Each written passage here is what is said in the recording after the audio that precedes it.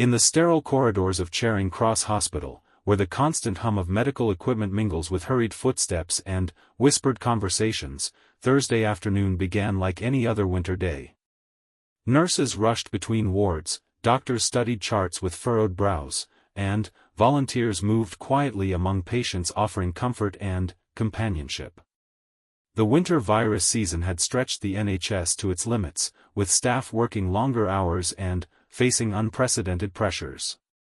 But, at precisely 2:30 p.m., something extraordinary was about to unfold in the hospital's modest staff break room. A ripple of disbelief would soon spread through the building, transforming an ordinary tea break into a moment that would be remembered for years to come.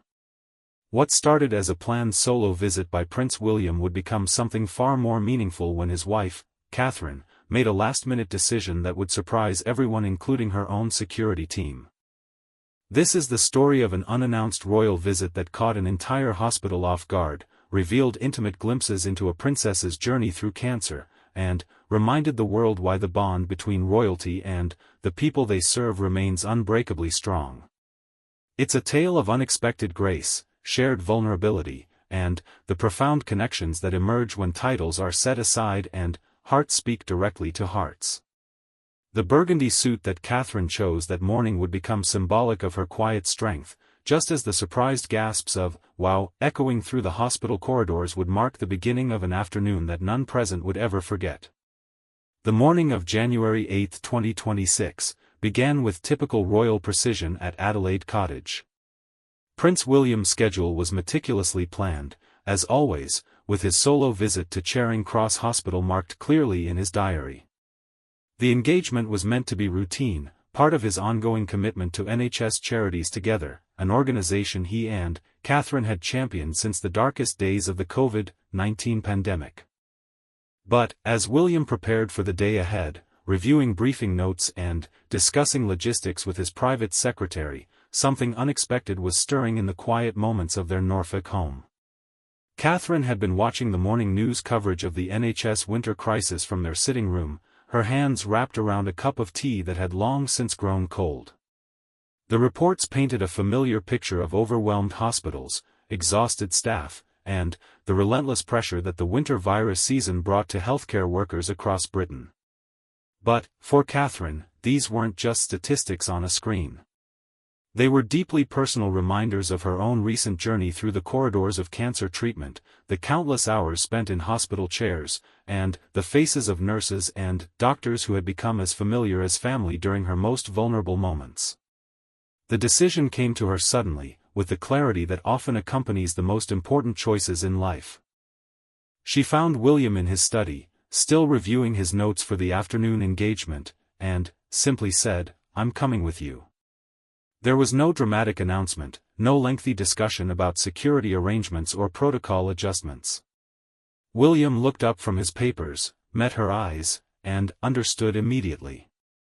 After 17 years of marriage, some conversations required no words at all. The scramble that followed was precisely the kind of controlled chaos that royal households had learned to navigate with practiced efficiency. Security teams recalibrated their plans, the hospital was quietly informed of the change in arrangements, and Catherine's personal assistant began the delicate dance of adjusting schedules and managing expectations. But, even as the machinery of royal logistics swung into action, there was something refreshingly spontaneous about Catherine's decision that reminded everyone involved why they had chosen to serve the crown in the first place. Catherine stood before her wardrobe, considering her options with the same careful attention she brought to all her public appearances. The choice of outfit for a hospital visit required particular sensitivity, balancing respect for the medical environment with the visual impact that royal presence inevitably carried. She reached for a deep burgundy suit by Roland Mouret, its rich color conveying both warmth and authority without the stark formality of navy or black. The tailored lines spoke of confidence and purpose, while the softer hue suggested accessibility and understanding. As she dressed, Catherine's thoughts drifted to her own experiences in hospital settings over the past year. The sterile smell of disinfectant, the soft-soled shoes of nurses moving efficiently through corridors, the way natural light filtered through windows in treatment rooms, all these sensory memories had become part of her personal landscape. She remembered the volunteer who had sat quietly beside her during one of her chemotherapy sessions, not offering empty platitudes or forced cheer, but simply being present in the way that only those who truly understand suffering can manage. The drive to central London gave Catherine time to reflect on the significance of this impromptu decision. Through the tinted windows of their official car, she watched the city move past in its usual rhythm, unaware that in just a few hours, a small act of royal spontaneity would ripple through social media, news broadcasts, and the hearts of healthcare workers who had been carrying impossible burdens for far too long. This wasn't about grand gestures or carefully orchestrated photo opportunities. This was about showing up, being present, and acknowledging the extraordinary work being done by ordinary people in extraordinary circumstances. William reached across the seat and took her hand, a simple gesture that spoke volumes about their partnership, both personal and professional. They had weathered the storm of her illness together, and now they would face the aftermath together as well. The decision to join him hadn't been about duty or obligation, but about gratitude and the deep human need to say thank you in person to those who had made her recovery possible. As their car approached Charing Cross Hospital, Catherine could see the familiar sight of people in scrubs moving purposefully between buildings, ambulances arriving and departing, the controlled urgency that defined hospital life. But, today, she would see it all through different eyes, not as a patient seeking treatment, but as someone who had emerged from the other side of a health crisis with a renewed understanding of the precious nature of healing, both physical and emotional. The hospital building itself stood as a testament to decades of medical progress, its modern facades hiding the countless stories of recovery, loss, hope, and determination that played out within its walls every single day. Catherine had visited many hospitals in her royal capacity over the years, but this felt different. This felt personal in a way that had nothing to do with protocols or public relations, and everything to do with the simple human desire to acknowledge those who had carried her through her darkest moments. Inside the hospital, staff were going about their Thursday afternoon routines, unaware that their tea break was about to become something entirely unexpected. The break room that Imperial Health Charity had helped to create was meant to be a small oasis of calm in the midst of medical chaos, a place where exhausted healthcare workers could steal a few moments of peace between the demands of patient care. It was a modest space, nothing grand or impressive, just comfortable chairs, a few tables, and the basic amenities that allowed people to recharge their batteries before returning to work that literally saved lives. Maureen Gilmore, an 86-year-old volunteer who had spent the past 3 years working with chemotherapy patients, was settling into her usual chair with a cup of tea when she heard an unusual commotion in the corridor outside. The sound of multiple footsteps, the quiet but urgent tones of security personnel, and something else she couldn't quite identify. As someone who had volunteered in hospitals for years, Maureen had developed an instinct for the rhythms of institutional life, and this felt different from the usual afternoon bustle. The nursing staff gathering for their break were equally unaware of what was about to unfold. These were people who had worked through the worst of the winter virus season, who had seen the NHS stretched to breaking point, who had continued to provide compassionate care even when resources were scarce and workloads were overwhelming. They deserved a moment of peace, a chance to sit down with colleagues and briefly forget the pressures waiting for them back on the wards. Catherine's hand found William's as they approached the entrance to the hospital. This wasn't about duty or obligation anymore. This was about connection, about acknowledging the invisible threads that bind communities together, and about saying thank you in the most direct and personal way possible. The burgundy suit that had seemed appropriate that morning now felt like armor, protecting her as she prepared to step back into a world that held both painful memories and profound gratitude. As they reached the door of the break room, Catherine took a deep breath, squared her shoulders, and prepared to surprise a group of healthcare workers who had no idea their quiet Thursday afternoon was about to become one of the most memorable moments of their careers. The ripple of "wow" that would soon spread through the room was still just a few heartbeats away, but the decision that made it possible had been building in Catherine's heart since the moment she had chosen to accompany her husband on what was meant to be a routine royal engagement. The last-minute decision to join William had transformed from a simple change of plans into something much more significant. It was Catherine's way of stepping fully back into public life, not as someone who had survived cancer, but as someone who understood, on the most personal level, the incredible value of the work being done by NHS staff every single day. The tea break that was about to begin would become a moment of connection that transcended the usual boundaries between royalty and the people they served, creating memories that would last far longer than any official photograph or formal ceremony. The first person to notice something unusual was Sarah Chen, a senior nurse who had been working at Charing Cross Hospital for 15 years. She was making her way to the staff break room, still wearing her surgical scrubs after a particularly challenging morning in the operating theatre, when she spotted what appeared to be more security personnel than usual near the main reception area. Sarah had seen enough VIP visits over the years to recognize the telltale signs of an important arrival, but this felt different somehow. More discreet, less orchestrated, as if something was happening that wasn't quite following the usual script. The break room had been transformed from its usual quiet space into something approaching a small party. Word had somehow filtered through the hospital grapevine that Prince William was visiting, and off-duty staff had begun gathering in hopes of glimpsing the future king during his engagement with NHS charities together. The room buzzed with excited conversation as people speculated about the visit, shared stories of previous royal encounters, and generally enjoyed the unexpected break from routine that even the possibility of a royal sighting provided. Maureen Gilmore had claimed her usual spot near the window, where the afternoon light made reading easier and she could watch the comings and goings in the hospital courtyard below. As a volunteer who worked directly with cancer patients, Maureen had developed a special sensitivity to the emotional undercurrents of hospital life.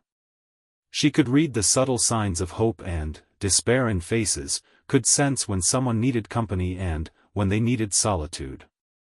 Today, she found herself unusually alert, as if something significant was building in the atmosphere around her. Dr. James Morrison, a consultant cardiologist who had been at the hospital for over 2 decades, entered the break room with his usual measured pace, carrying a cup of coffee that had already gone cold during his rounds. James had witnessed the hospital's evolution through countless budget cuts, reorganizations, and crises, but the past winter had tested even his considerable reserves of professional optimism. The combination of flu season, staff shortages, and the ongoing aftereffects of years of pandemic stress had created perfect storm conditions in hospitals across the country. The security sweep had been conducted with remarkable discretion, but trained eyes could spot the signs. Corridors that were usually busy with foot traffic had been subtly redirected, certain areas had acquired an unusual number of officials carrying discreet communication devices, and there was a quality of anticipation in the air that experienced hospital staff had learned to recognize. Something was happening, but nobody was quite sure what it meant. Catherine felt the familiar flutter of nervous energy as their car pulled into the hospital complex.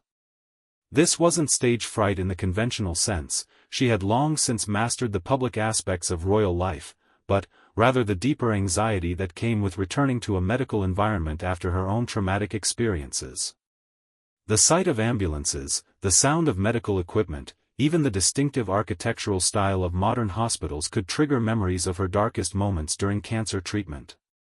William sensed his wife's tension and squeezed her hand gently as their protection officers conducted their final security checks. He had watched Catherine navigate the challenges of her illness with remarkable grace, but he also understood that recovery was an ongoing process, not a destination. Public appearances in hospital settings would always carry emotional weight for her, and his role was to provide the steady support that allowed her to transform personal vulnerability into public service. The hospital's senior management had been informed of the change in arrangements, but the decision had been made to keep the staff break room visit as spontaneous as possible. This wasn't about carefully staged photo opportunities or rehearsed conversations. This was about creating genuine moments of connection between the royal couple and the healthcare workers who had been carrying impossible burdens for far too long. The element of surprise was crucial to achieving the authenticity that made such visits meaningful. As they walked through the hospital corridors, Catherine was struck by how different the environment felt when viewed through the lens of gratitude rather than fear. The same institutional lighting that had seemed harsh during her treatment now appeared warm and welcoming. The same sounds of medical equipment that had once filled her with anxiety now spoke of healing and hope. The transformation wasn't in the hospital itself, but in her relationship to it, and she felt a profound sense of completion in returning as someone who was no longer defined by her illness. The staff break room door opened, and, for a moment, time seemed suspended. William entered first, his familiar figure immediately recognizable to the assembled healthcare workers, but it was the sight of Catherine stepping through the doorway behind him that created the audible gasp of surprise that rippled through the room. She stood framed in the doorway for just a heartbeat, elegant in her burgundy suit, her smile genuine and unrehearsed, before the room erupted in a chorus of delighted, wow exclamations. Sarah Chen later described the moment as completely surreal, like something from a dream sequence.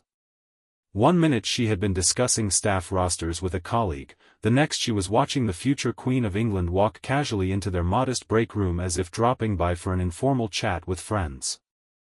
The cognitive dissonance was immediate and profound, the collision between the extraordinary and the ordinary creating a sense of magic that no amount of careful planning could have achieved. Maureen Gilmore felt her teacup rattle against its saucer as her hands began to shake slightly, not from nervousness but from the overwhelming emotion of recognition. She had worked with countless cancer patients over her 3 years as a volunteer, had seen the fear in their eyes, the hope, the determination, and the gratitude. Looking at Catherine now, she saw all of those emotions reflected back, understanding immediately that this wasn't just a royal visit but a homecoming of sorts, a cancer survivor returning to thank the community that had supported her recovery. William immediately broke the spell of formal surprise by grinning broadly and announcing, "Can we still say Happy New Year?" while glancing theatrically at his watch. The joke was perfectly calibrated to dissolve tension and create immediate connection, transforming the room from a space of reverential awe into something approaching a friendly gathering. The laughter that followed was genuine and warm, setting the tone for everything that would follow. Catherine moved through the room with practiced ease, but there was something different about her approach compared to previous royal visits. She seemed less concerned with covering every person in the room and more focused on creating meaningful connections with individuals. When she stopped to speak with Dr. Morrison, she asked not about his professional credentials or the hospital statistics, but about how he was managing personally during what she acknowledged was an incredibly difficult time for healthcare workers. The conversation that followed was remarkable for its candor and emotional honesty. Dr. Morrison found himself speaking openly about the stress of working in an underfunded system, about the guilt he felt when he couldn't provide the level of care he wanted for his patients, and about the way the pandemic had fundamentally changed his relationship to his work. Catherine listened with the intense attention of someone who understood professional dedication, but also with the empathy of someone who had been on the receiving end of medical care during her most vulnerable moments. When she moved on to speak with Sarah Chen, the conversation took an even more personal turn. Sarah mentioned the emotional toll of caring for patients during the winter virus season, the way it affected her relationships outside of work, and the difficulty of maintaining hope when resources were stretched so thin. Catherine responded with understanding that came from lived experience, acknowledging the unique burden carried by those who dedicate their lives to healing others. But it was her conversation with Maureen Gilmore that created the most profound moment of the afternoon. The elderly volunteer, still slightly trembling with emotion, began describing her work with chemotherapy patients, explaining how she tried to provide comfort during the long hours of treatment. "People sit there for hours," Maureen said, her voice carrying the weight of accumulated experience with human suffering. Catherine's response was immediate and deeply personal. "I know," she said simply, her voice carrying layers of meaning that everyone in the room could hear.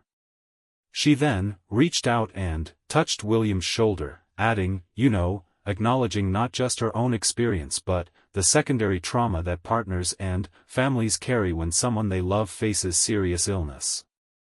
The gesture was intimate and unguarded, offering a glimpse into the private reality of their marriage during one of its most challenging periods. The room had grown completely quiet during this exchange, healthcare workers and volunteers recognizing that they were witnessing something authentic and unrehearsed. This wasn't royal theater or carefully managed publicity. This was one cancer survivor speaking directly to someone who had devoted her life to supporting others facing the same journey, creating a moment of connection that transcended titles, protocols, and the usual boundaries between public figures and private citizens. William watched his wife navigate these conversations with a mixture of pride and protective concern. He had seen her strength during her illness, had watched her transform fear into determination and vulnerability into wisdom. But, seeing her use that hard-won experience to connect with others, to create moments of genuine human understanding, reminded him once again why he had fallen in love with her more than 2 decades earlier. The surprise element of the visit had achieved exactly what they had hoped for. Instead of the formal, slightly artificial atmosphere that often characterized royal engagements, the break room had become a space of authentic conversation and emotional honesty. The healthcare workers weren't performing for the cameras or following careful scripts. They were simply being themselves, sharing their real experiences with people who had demonstrated genuine interest in understanding their challenges.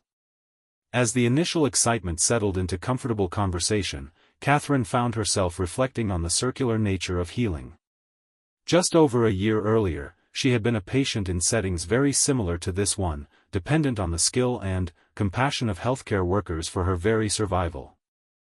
Today, she was able to return as someone who had not only recovered but had gained the perspective and platform to acknowledge their incredible contribution to her healing and to the health of the entire nation.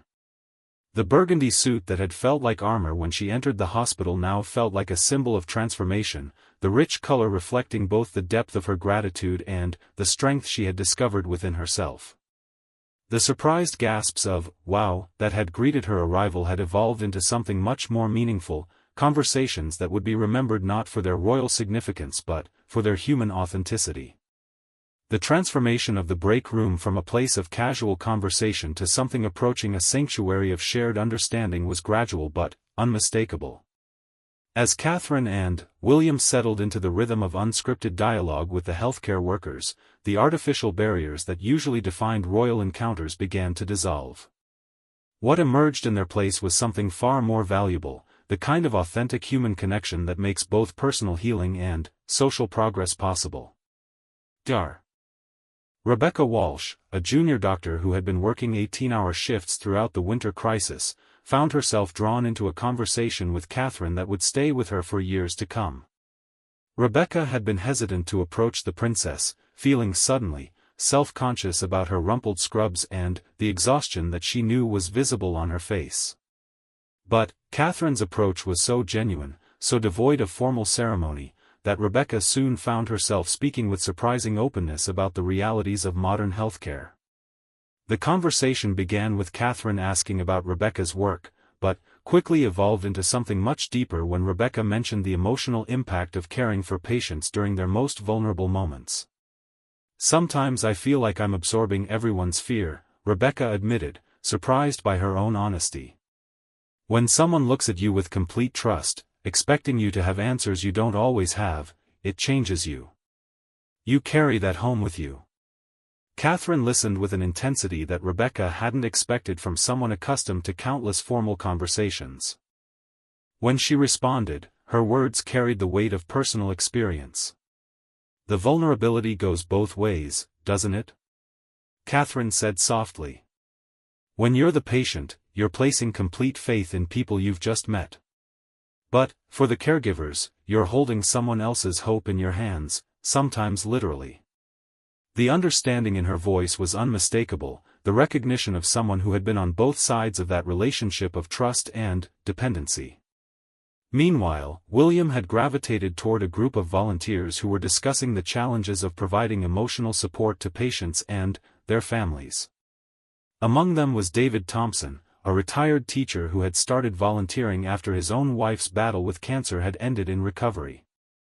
David spoke about the difficulty of knowing when to offer encouragement and, when to simply sit in silence, the delicate balance between hope and realism that every cancer caregiver learns to navigate. The medical side is straightforward, David explained to William. Either the treatment works or it doesn't, either the tests are good or they're concerning. But, the human side is infinitely more complicated. How do you support someone's hope without giving false promises? How do you acknowledge fear without feeding it? William nodded thoughtfully, understanding on a visceral level the impossible complexity David was describing. He had lived through those same questions during Catherine's treatment, had struggled with the same balance between optimism and honesty. The conversation was interrupted by the arrival of more staff members who had heard about the royal presence and wanted to participate in what was clearly becoming something special. Among them was Sister Margaret O'Brien, a charge nurse with 30 years of experience who had seen the NHS through its best and worst moments. Margaret approached the group with the confident ease of someone who had dealt with every kind of crisis and personality that hospital life could offer, including the occasional celebrity patient. Margaret's presence shifted the dynamic of the gathering in subtle but important ways. As the senior nurse present, she carried both the authority of experience and the respect of her colleagues. When she began speaking about the systemic challenges facing the NHS, her words carried the weight of someone who had lived through decades of policy changes, budget cuts, and reorganizations. But, what made her observations particularly powerful was the way she connected the institutional struggles to their human impact. We talk about bed shortages and staffing ratios, Margaret said, addressing the group but looking directly at William and Catherine. But, what that really means is that Mrs. Johnson has to wait in a corridor for 6 hours before we can admit her, or that young father with chest pains doesn't get the attention he needs because we're dealing with 3 other emergencies at the same time. The statistics are one thing, but the faces are what stay with you. Catherine found herself deeply moved by Margaret's words, recognizing in them the same commitment to individual human dignity that had characterized her own care during treatment. She thought about the nurses who had stayed late to explain procedures, the technicians who had found ways to make uncomfortable tests more bearable, the volunteers who had offered companionship during the longest days. Each small act of kindness had mattered in ways that no policy document could capture. The conversation was enriched by the arrival of Ahmed Hassan, a radiographer who had been working at the hospital for 8 years and had developed a particular expertise in working with anxious patients. Ahmed spoke about the psychological aspects of medical imaging, the way fear could make routine procedures traumatic, and the importance of creating environments of calm and reassurance during diagnostic testing. People think technology does all the work, Ahmed explained to the gathered group. They see the sophisticated equipment and assume it's all automated. But the human element is everything. Whether someone feels safe and supported during a scan can affect not just their immediate experience, but their willingness to seek medical care in the future. Catherine nodded emphatically, remembering her own experiences with medical imaging during her cancer journey, the way certain technicians had made frightening procedures bearable through nothing more than kindness and professional competence. As the conversation continued, it became clear that this informal gathering was serving a purpose that went far beyond traditional royal engagement objectives. The healthcare workers weren't just meeting celebrities, they were having their professional experiences validated and acknowledged by people whose platform could amplify their voices. For many of them, this was the first time in months or even years that someone with genuine influence had asked about their challenges and listened to their responses without immediately pivoting to political talking points or budget justifications. Catherine found herself particularly drawn to a conversation with Linda Parker, a physiotherapist who worked primarily with patients recovering from major surgeries and serious illnesses. Linda described the psychological aspects of physical rehabilitation, the way patients' emotional states affected their recovery trajectories, and the importance of treating the whole person rather than just their specific medical condition. Recovery isn't just about getting your body back to where it was, Linda explained. It's about rebuilding your confidence, your sense of yourself as a capable person. Some patients make remarkable physical progress but struggle emotionally because they can't reconcile their new limitations with who they used to be. Catherine absorbed these words with particular attention, recognizing her own journey in Linda's description of the complex relationship between physical and emotional healing. The insight resonated so deeply that Catherine found herself sharing more personal details than she had intended. The hardest part wasn't the treatment itself, she said quietly, her voice carrying just far enough for the immediate group to hear. It was learning to trust my body again afterward, believing that I could be the same person I was before while also acknowledging that the experience had fundamentally changed me.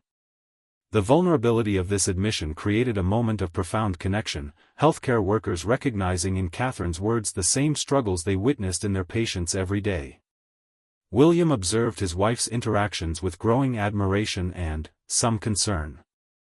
He could see the healing power of these conversations for both Catherine and the healthcare workers, but he also recognized the emotional toll of revisiting traumatic experiences, even in positive contexts. The strength that Catherine was displaying came from a deep well of personal growth, but it was still drawing on reserves that had been tested by months of treatment and recovery. The arrival of Dr. Patricia Singh, the hospital's chief of oncology, added another dimension to the gathering. Dr. Singh had not been scheduled to participate in the break room visit, but had heard about the royal presence and wanted to personally thank William and Catherine for their support of NHS charities together.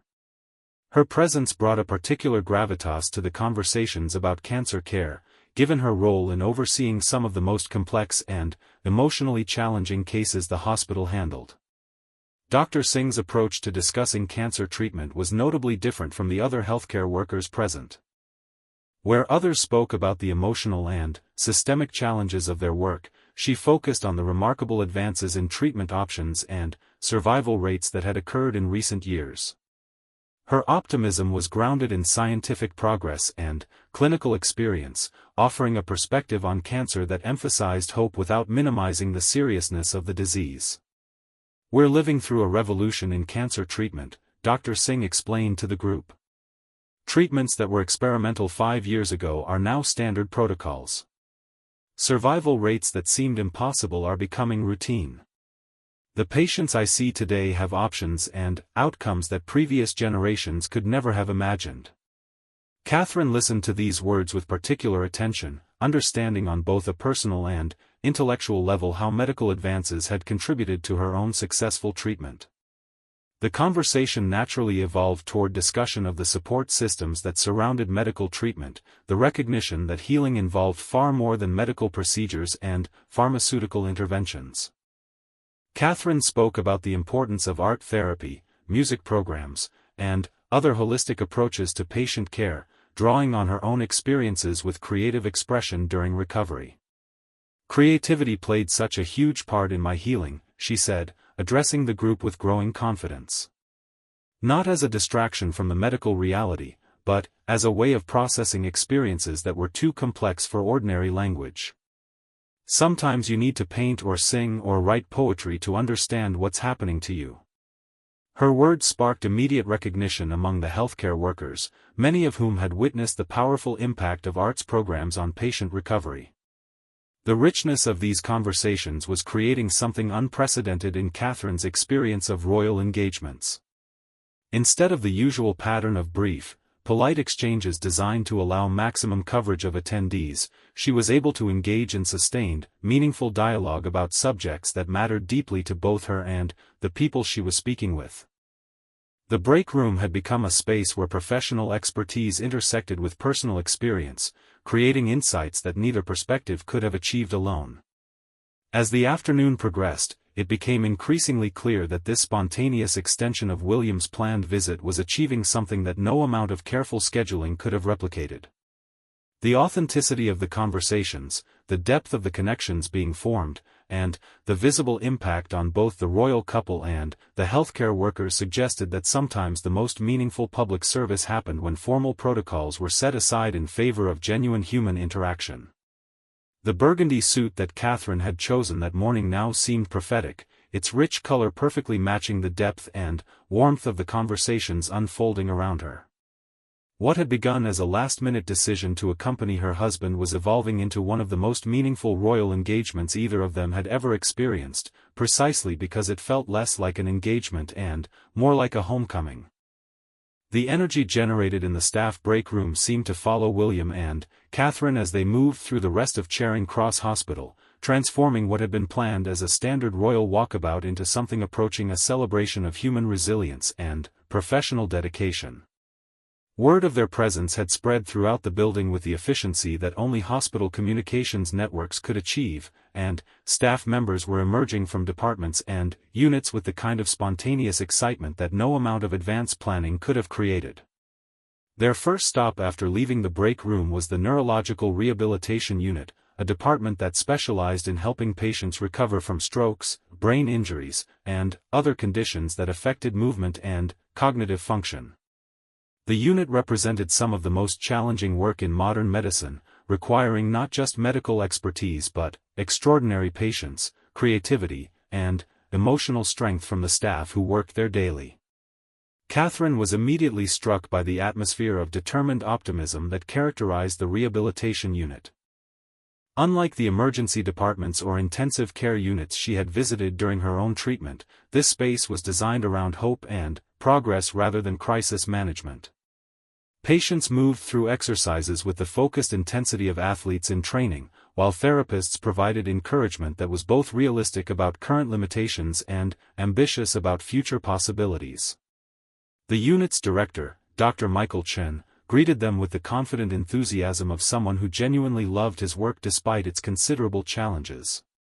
Dr. Chen had been running the neurological rehabilitation program for 12 years and had developed an approach that integrated cutting-edge medical techniques with personalized attention to each patient's unique circumstances and goals. As they toured the facility, Dr. Chen explained the philosophy that guided their work. "We don't just treat conditions," he said, gesturing toward a patient who was working with a physiotherapist to regain walking ability after a stroke. "We treat people who happen to have conditions. Every recovery journey is different because every person is different. Our job is to figure out what success looks like for each individual and, then, help them achieve it." Catherine found herself deeply moved by the stories Dr. Chen shared as they moved through the unit. There was Mrs. Elizabeth Morrison, a 73-year-old former teacher who had suffered a severe stroke 6 months earlier and was now relearning to speak and write. Her determination was visible in every carefully formed word, every painstaking letter she traced on paper, every small victory celebrated by the speech therapy team working with her. The conversation with Mrs. Morrison became one of the most powerful moments of the afternoon. Despite the significant aphasia that made communication difficult, Mrs. Morrison managed to express her gratitude for the rehabilitation team's patience and persistence. "They never give up," she said slowly, each word requiring tremendous effort. "Make me feel possible again." Catherine's eyes filled with tears as she listened, recognizing in Mrs. Morrison's words the same fragile hope she had felt during her own recovery process. William was equally affected by his conversation with James Patterson, a 34-year-old construction worker who had sustained a traumatic brain injury in a workplace accident 8 months earlier. James spoke candidly about the psychological challenges of rehabilitation, the way his identity had been fundamentally altered by his injury, and the difficulty of maintaining hope during the inevitable setbacks that characterized brain injury recovery. "The hardest part isn't the physical stuff," James explained, his speech slightly slurred but his determination unmistakable. "It's not being the same person I was before. My kids look at me differently now, my wife has to be strong for both of us, and sometimes I wonder if I'll ever feel like myself again." William listened with the intensity of someone who understood how illness could transform family dynamics, drawing on his own experience watching Catherine navigate the challenges of serious illness. The rehabilitation unit also housed an art therapy program that had been partially funded by NHS charities together, providing patients with creative outlets that complemented their medical treatment. Catherine was drawn to this area with particular interest, given her own experience with art therapy during cancer treatment and recovery. The art therapy room buzzed with quiet activity as patients worked on various projects under the guidance of Sarah Williams, a qualified art therapist who had developed specialized techniques for working with patients dealing with neurological conditions. The walls displayed a remarkable collection of artwork created by current and former patients, ranging from simple sketches celebrating small victories to complex paintings exploring the emotional landscape of serious illness and recovery. Catherine spent considerable time speaking with Emma Rodriguez, a 47-year-old graphic designer who was using art to process her experience recovering from a brain tumor. Emma's paintings were stunning in their emotional honesty, depicting both the fear and uncertainty of illness and the gradual emergence of hope and renewed purpose. "Art lets me say things I can't express in words," Emma explained to Catherine. "When you're dealing with something that changes everything about your life, sometimes you need a different language to understand what's happening to you." The connection between the two women was immediate and profound, both artists who had used creativity to navigate serious illness, both mothers concerned about the impact of their health challenges on their families, both individuals who had discovered unexpected strength through vulnerability. Catherine shared her own experience with art therapy, describing how painting had helped her process emotions that were too complex for ordinary conversation. Their discussion attracted the attention of other patients in the art therapy room, creating an impromptu group conversation about creativity, healing, and the ways that artistic expression could facilitate recovery. William watched his wife engage in this dialogue with growing admiration, seeing how her personal experience had given her a unique ability to connect with people facing similar challenges. The tour continued to the hospital's music therapy program, another initiative supported by charitable funding where patients worked with professional musicians to explore the therapeutic potential of sound and rhythm. The program served patients dealing with various conditions, from children with developmental disabilities to adults recovering from strokes or living with dementia. Catherine was particularly moved by her interaction with Marcus Thompson, a jazz pianist who had suffered a stroke that initially left him unable to play music or even recognize familiar melodies. Through months of intensive music therapy, Marcus had gradually regained his musical abilities and was now volunteering with the program to help other patients discover the healing power of music. "Music was my life before the stroke," Marcus explained to Catherine and William. "When I lost it, I thought I had lost everything that mattered about who I was. The therapy team here didn't just help me play piano again, they helped me understand that music was still part of me even when I couldn't access it directly." As he spoke, Marcus played soft jazz melodies on the room's upright piano, the music serving as punctuation for his words and demonstration of his remarkable recovery. The sound of Marcus's playing drew other patients and staff members into the music therapy room, creating an unexpected concert atmosphere that perfectly captured the healing power of creative expression. Catherine found herself thinking about the role that music had played in her own recovery, the way certain songs had accompanied her through treatment and the comfort she had found in live performances during her gradual return to public life. The visit to the rehabilitation units was providing William and Catherine with insights into aspects of healthcare that rarely received public attention. While emergency medicine and surgical procedures often dominated media coverage of the NHS, the quiet work of helping people rebuild their lives after serious illness or injury represented some of the most challenging and rewarding aspects of modern healthcare. Dr. Chen addressed this point directly as they prepared to leave the neurological unit. "Rehabilitation medicine requires a different kind of patience from both providers and patients," he said. "Progress is measured in weeks and months rather than hours or days.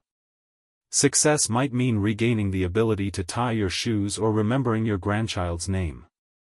It's not dramatic in the way that surgical procedures can be, but it's absolutely essential to helping people reclaim their lives."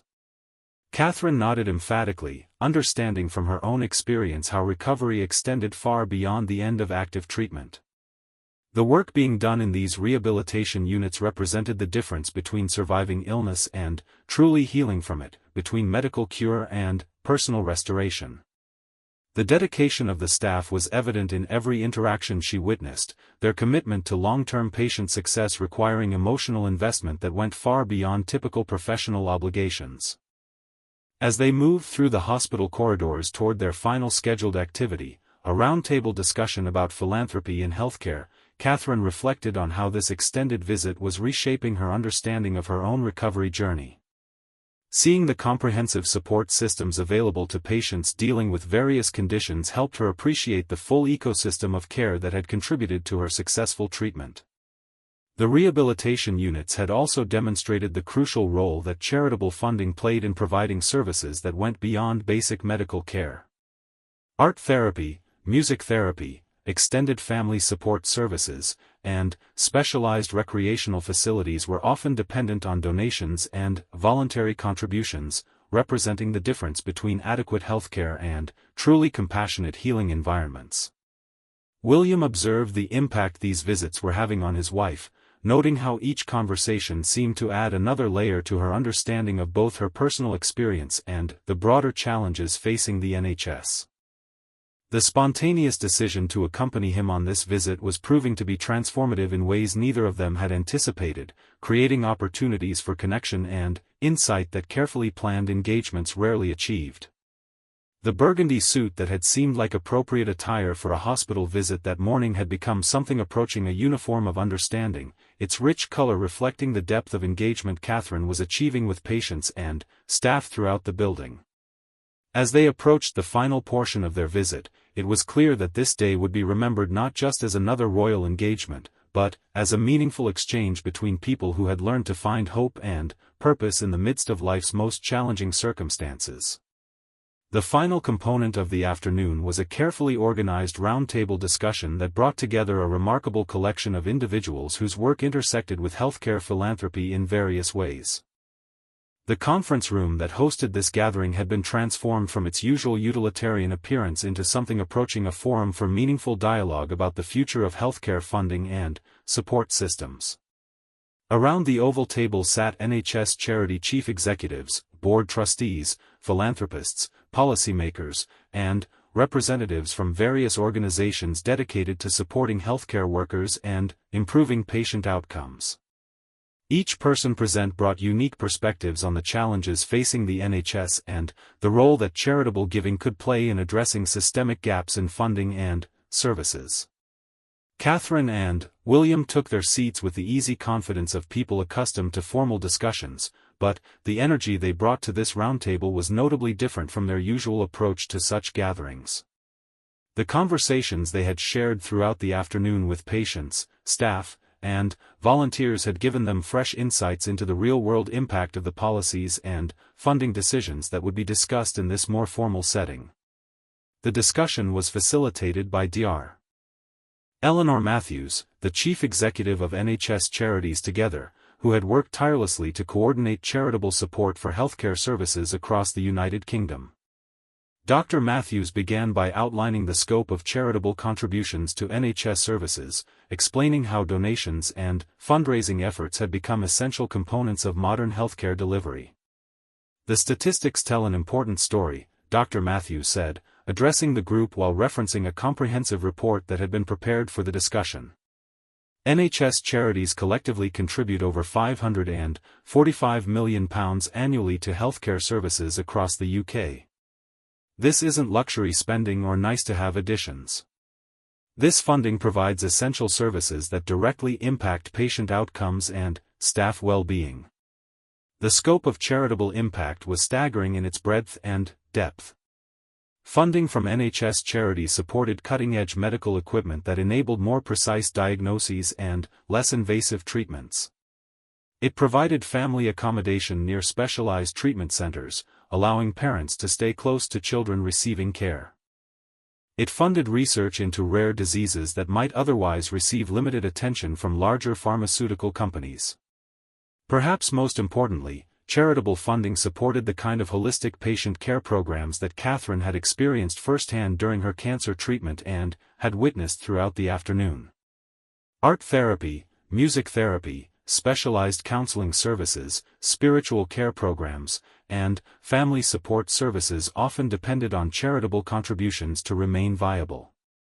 Robert Harrison, a philanthropist who had donated millions to cancer research after losing his wife to the disease, spoke about the personal motivations that drove individual giving to healthcare causes. When you've experienced the healthcare system as a patient or family member, you understand viscerally how much difference these additional services can make, he said, looking directly at Catherine as he spoke. Medical treatment saves lives, but compassionate care saves spirits. Both are essential to real healing. Catherine found herself moved by Robert's words, recognizing in them the same understanding that had driven her decision to accompany William on this visit. Her response was personal and heartfelt, drawing on the experiences she had accumulated throughout the day as well as her own journey through cancer treatment. "What strikes me most about today's conversations," Catherine said, her voice carrying the authority of lived experience, "is how often the difference between adequate care and exceptional care comes down to the human elements that charitable funding makes possible. The volunteer who sits with someone during chemotherapy, the art therapist who helps a stroke patient rediscover their sense of self, the music program that gives someone back their connection to joy, these aren't medical luxuries. They're essential components of healing." Her words resonated powerfully with everyone present, healthcare professionals recognizing the truth of her observations, philanthropists feeling validated in their giving decisions, and policymakers gaining fresh perspective on the human impact of funding choices.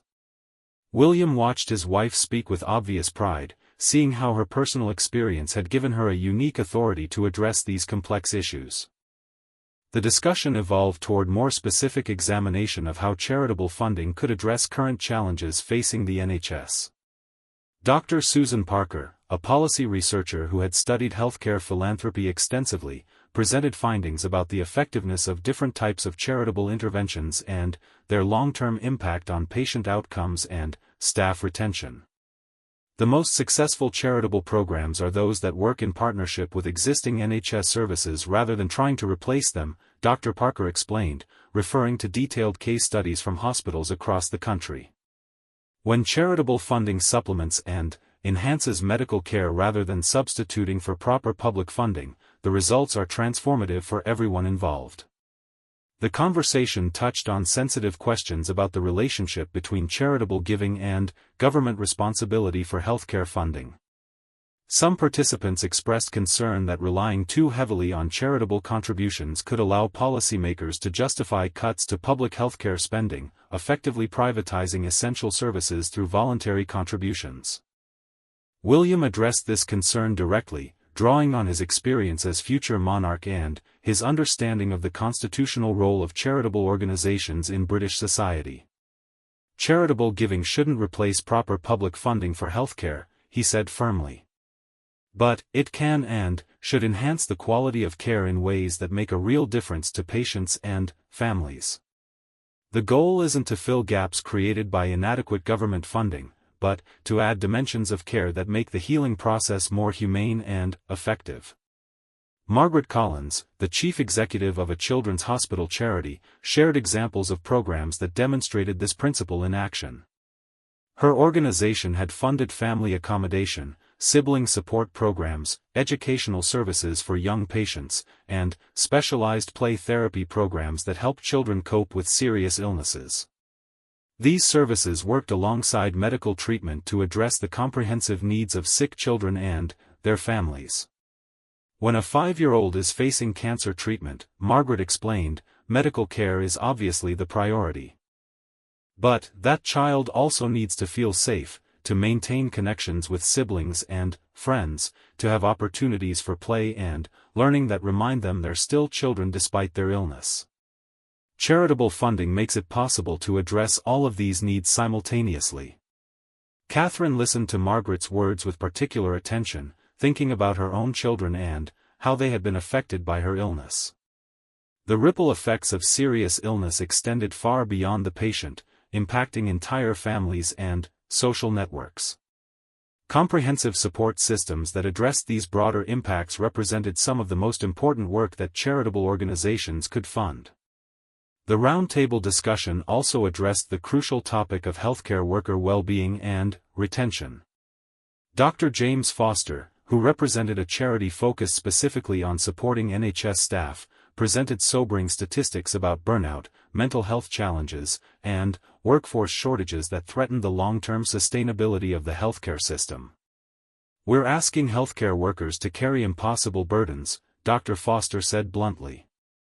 "Extended shifts, understaffing, emotional trauma, and constant pressure are taking their toll on people who dedicated their lives to helping others. Charitable funding that supports staff well-being isn't just nice to have, it's essential to maintaining the workforce we need to provide quality healthcare." The afternoon's conversations with hospital staff had given William and Catherine fresh appreciation for these challenges. They had seen firsthand the emotional toll of healthcare work, the way dedicated professionals carried the weight of their patients' suffering alongside their own professional responsibilities. Supporting these individuals wasn't just morally right, it was practically essential to maintaining healthcare services. As the roundtable discussion drew toward its conclusion, participants were invited to share their hopes and commitments for future collaboration between charitable organizations, healthcare providers, and government agencies. The conversation had generated numerous concrete ideas for improving coordination between different funding sources and maximizing the impact of charitable contributions. Catherine's closing comments reflected the personal transformation she had experienced throughout the day. "This visit has reminded me that healing happens in community," she said, her voice carrying the weight of hard-won wisdom. "Medical expertise provides the foundation, but compassionate care from volunteers, therapeutic programs funded by charity, and support systems that address the whole person create the environment where real recovery becomes possible." As joint patrons of NHS charities together, William and I are committed to supporting that kind of comprehensive approach to healthcare. As they prepared to leave the hospital, William and Catherine took time for informal conversations with staff members who had gathered in the main lobby. These final interactions were marked by the same warmth and authenticity that had characterized the entire afternoon, with healthcare workers expressing genuine gratitude not just for the royal visit but for the quality of attention and understanding they had received. The drive back to their home provided an opportunity for William and Catherine to reflect on the significance of the day's experiences. What had begun as a routine engagement in support of NHS charities together had evolved into something much more meaningful, a reminder of why they had chosen to dedicate their lives to public service and a validation of the healing power of human connection. Catherine's burgundy suit, which had been carefully chosen that morning for its appropriateness to a hospital setting, now carried the invisible weight of countless conversations, handshakes, and moments of shared understanding. The fabric held the memory of Maureen Gilmore's trembling hands, Mrs. Morrison's determined words, Marcus Thompson's jazz melodies, and dozens of other encounters that had transformed a formal royal engagement into a celebration of human resilience and compassion. The surprise element that had characterized the visit, Catherine's last-minute decision to accompany William, had proven to be precisely what made the day so powerful. Without the constraints of carefully choreographed schedules and predetermined outcomes, authentic relationships had been allowed to develop naturally, creating connections that would endure long after the media coverage faded and the official photographs were filed away. As their car moved through the London evening, Catherine found herself thinking about the circular nature of giving and receiving that had defined her relationship with the healthcare system. She had received extraordinary care during her cancer treatment, but the experience had also given her insights and perspectives that allowed her to contribute meaningfully to conversations about healthcare policy and charitable support. The patient had become an advocate, the recipient had become a giver, demonstrating the complex interconnections that made effective healthcare systems possible. The day's events would generate significant media coverage and social media discussion, but the real impact would be measured in less visible ways. Healthcare workers would return to their duties feeling recognized and valued, patients would receive enhanced services funded by renewed charitable support, and policymakers would carry fresh insights into the human dimensions of healthcare funding decisions. Most importantly, Catherine and William had demonstrated that authentic public service happened not through grand gestures or carefully staged events, but through genuine engagement with the people and causes they had committed to serve. The unannounced hospital visit would be remembered not as a royal appearance, but as a homecoming, a moment when shared vulnerability and mutual gratitude created connections that transcended titles, protocols, and the usual boundaries between public figures and the communities they represented. The burgundy suit would be cleaned and returned to Catherine's wardrobe, but the conversations it had witnessed and the connections it had facilitated would continue to influence both the royal couple and the healthcare workers they had met. In choosing to accompany William on what was meant to be a routine engagement, Catherine had transformed an obligation into an opportunity, creating a day that reminded everyone involved why compassionate public service remained one of the most powerful forces for positive change in modern society.